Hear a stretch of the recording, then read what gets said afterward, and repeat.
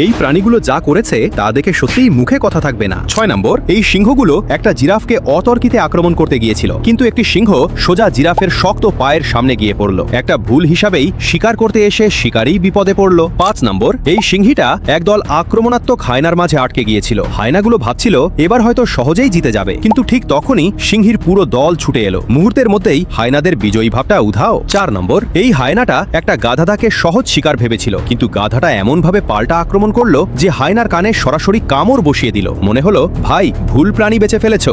3 নম্বর, এই কুমিরটা একজন বৃদ্ধ লোককে সহজ প্রতিপক্ষ ভেবেছিল, কিন্তু লোকটি শুধু একটা কড়াই হাতে নিয়েই সেটাকে তাড়াতে শুরু করলো।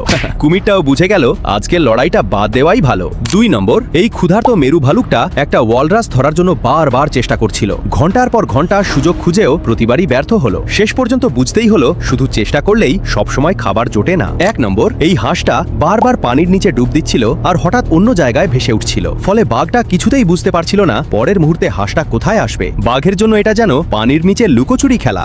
কোন মুহূর্তটা আপনাকে সবচেয়ে বেশি অবাক করেছে কমেন্টে জানাতে ভুলবেন না।